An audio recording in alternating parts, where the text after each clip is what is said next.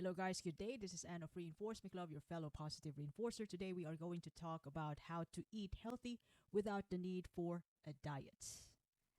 Now, I personally believe that most of the people live to eat, and some people they eat to live. Yes, they do exist.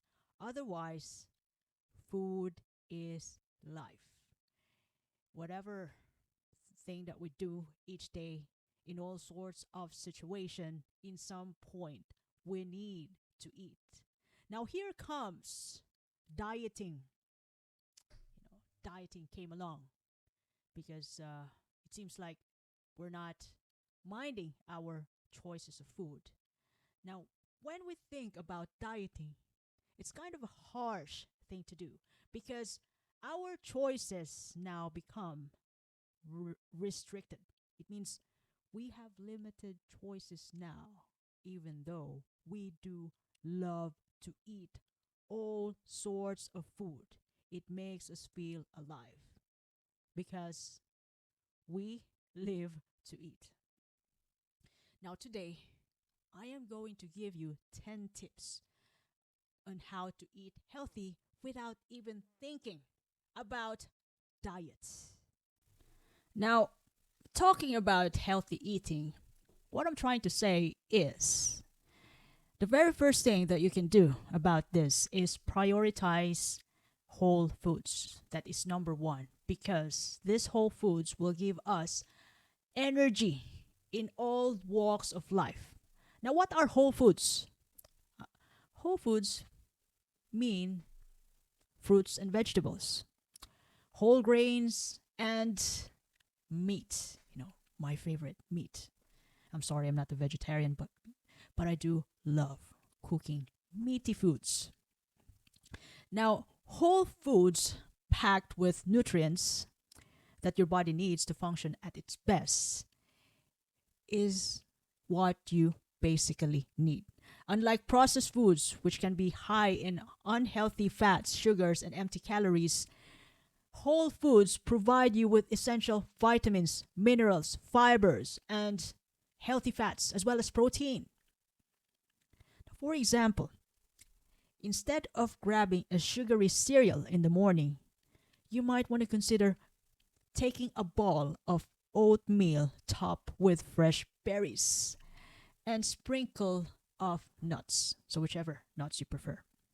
Well, I personally love pecan nuts. The oatmeal provides whole grains. The berries add antioxidants in that food.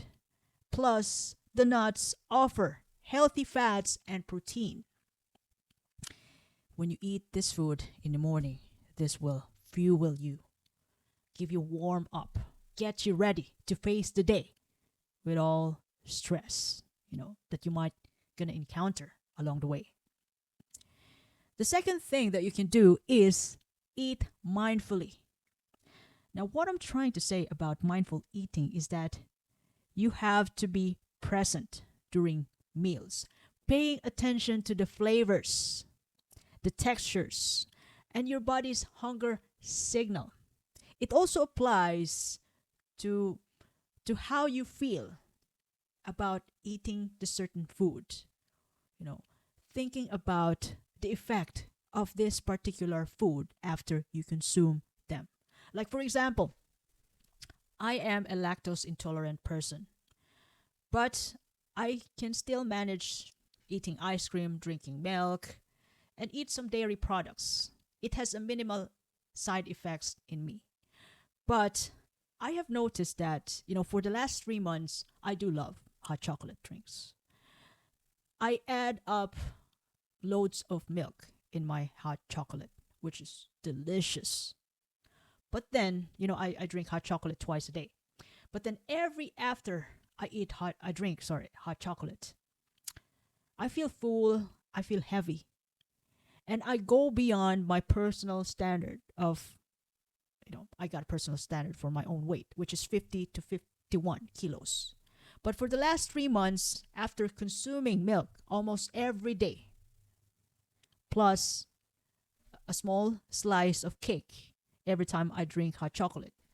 I go beyond my personal standard. I know that sounds silly. I'm still within the normal BMI, but I go beyond that standard of between 50 and 51 kilos, and I don't feel good. So starting yesterday, yeah, I cut off milk.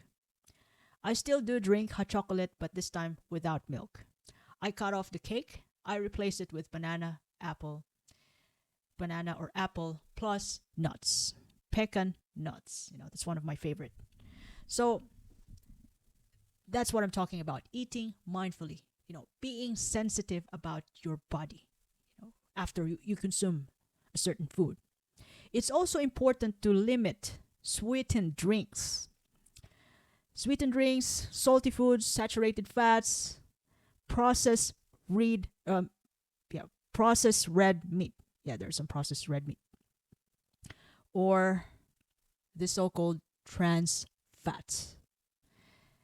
Always remember that whenever you see trans fats, since you're eating mindfully and you're reading the labels, trans fat means heart disease. These are liquid oils turned into solid fats, and you're just merely eating them. So these trans fats are present in fried foods, as well as in those commercially baked products, like the cake I consume. I just bought it in a big store, for a grocery, so it hasn't got a good effect in me.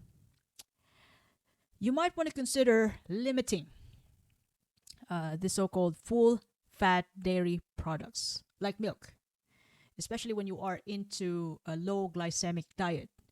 Because when the milk gets into the system in the body, it breaks down and turns into glucose in blood. So that's why after drinking milk, you feel energized. Yes, this could be good. It's a source of protein to some people.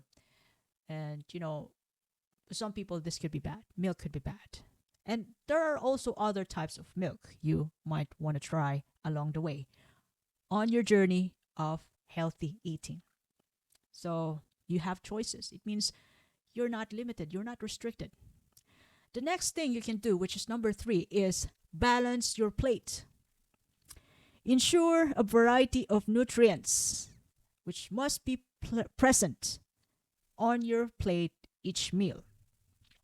Like, for example, for lunch, you can have a grilled chicken on the plate, lean protein, with a steamed carrots and broccoli. Oh my gosh, that makes me feel hungry this time while I'm talking to you.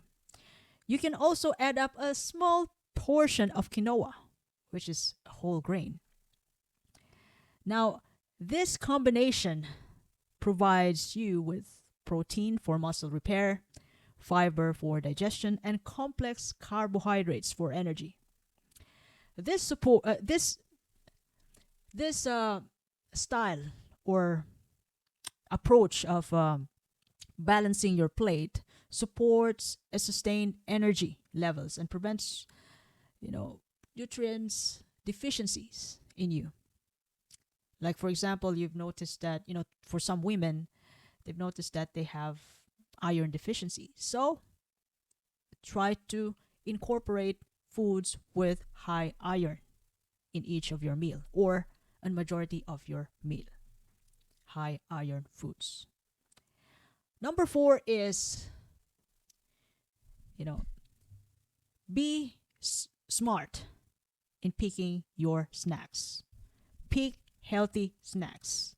Healthy snacks help maintain energy levels and prevent you from overeating during meals, because there is a lap between your main meals, lunch, dinner, breakfast, and you need to eat snacks in between. So be mindful with your choices about your snacks. And although you are mindful, it must be your favorite snack. Now, instead of reaching for a bag of chips or crisps, you might want to consider a handful of almonds and apple or banana. in your snack. Almonds provide healthy fats and protein, while apple adds fiber and natural sweetness. Sweet apple and banana, or it could be a slice of watermelon. Opting for nutrient dense snacks gives your body the fuel it needs between meals. Rather than, yeah, of course, it's nice to eat crisps during snack time. In some point, yeah, you could still grab crisps, but not too much. After eating a handful of crisps, or just a small amount, limited amount of crisps, then you can eat your banana or apple plus nuts to fuel your body.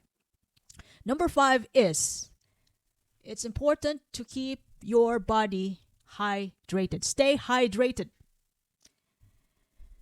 Water helps with digestion, nutrient absorption, and maintain energy levels.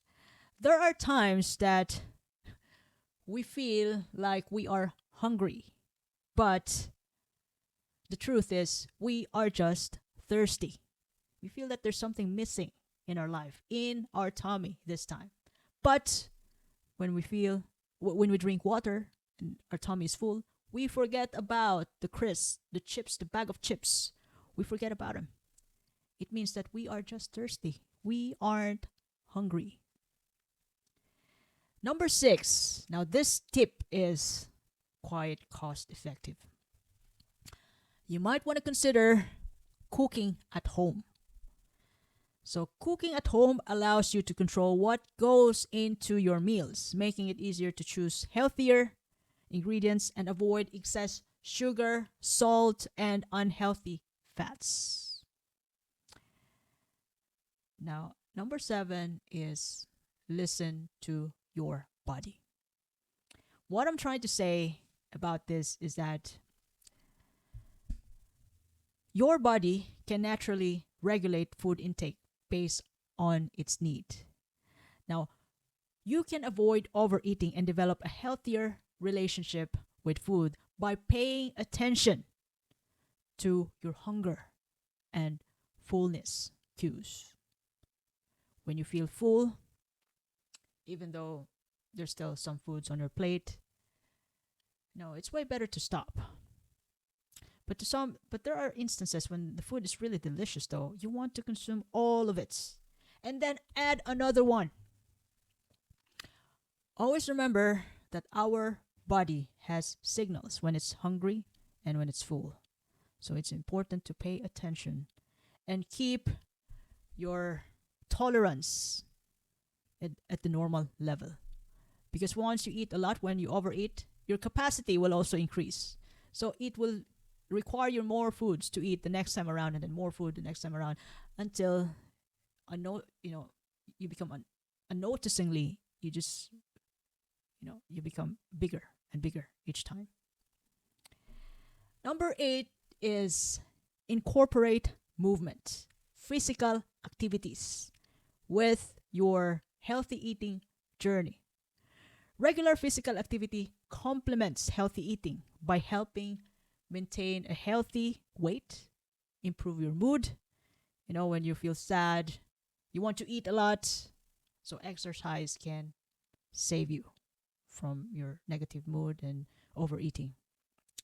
So keep moving. And also exercise can enhance your overall well-being. Exercise can influence our mind, body, and our relationship, even the quality of our work, how we think. And the same is true with eating. That's why eating and physical activity are best match. Exercise also increase energy levels and can help regulate your appetite. Have you noticed it when you lift weight after you eat cakes and ice cream? You feel hungry afterwards after lifting heavy weights, which means that cakes and ice cream wouldn't be enough for you to sustain that activity. Unlike if you eat lean meat, vegetables while lifting well after, and then lift well weight, It's quite sustainable. You can even finish the entire exercise session when you have a good diet. Because good food, do fuel our body, whatever we want to do with it. Number 9 is don't skip meals. Skipping meals can lead you to low energy levels, and at the end of that is overeating. Overeating is the answer after skipping meals, as your body tries to compensate from the missed calories. So it's important to eat regularly, balanced meals, which can keep your metabolism steady and energy levels consistent. So don't skip meals. So still, don't forget about eating though, even though it's late. Don't skip meals. Lastly, this is important. Enjoy the process. Viewing healthy eating as a positive and enjoyable part of your life rather than a thing to do, a restriction, a policy to to abide into. If you view it as a journey, as a challenge for you, it encourages you to adhere to your own rules in the long run. Rules which are good for you. Rules of your own choice. Focusing on the benefits and the pleasure of eating well makes it easier to make it a lasting habit. So it's important to know what's best for you, what's right for you, for your body, so it can function, you know, excellently at its best when you need it, especially when you need it. All in all, eating without a strict diet is about making a simple, sustainable choices that fit naturally into your lifestyle. By prioritizing this whole foods, it's the basic energy fuel of your body, practicing a mindful eating, developing a healthy relationship with foods, feeling the effect of foods in your body every time you experiment, especially when you experiment eating this food, how would you feel about afterwards, that it makes you feel good, does it fuels you, and finding an enjoyment in the process of you and your food relationship journey. You can nourish your body and maintain a well-being without feeling limited because of merely thinking about your diet, your diet, your diet. Just feel free to eat what you want. Do experiment. You can even add flavors and choose the textures of the food that you eat. You have the freedom to choose, and you can make your own rules. So just be mindful about what's good for you.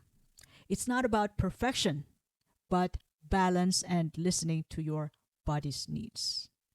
Now, if you ever loved this episode today, you can follow me in YouTube, Facebook, Spotify, Apple Podcasts, as well as in the Amazon Podcasts. Reinforce Me Club. This is Anne, by the way, your fellow positive reinforcer. I do appreciate your time and have a lovely day ahead. Thank you.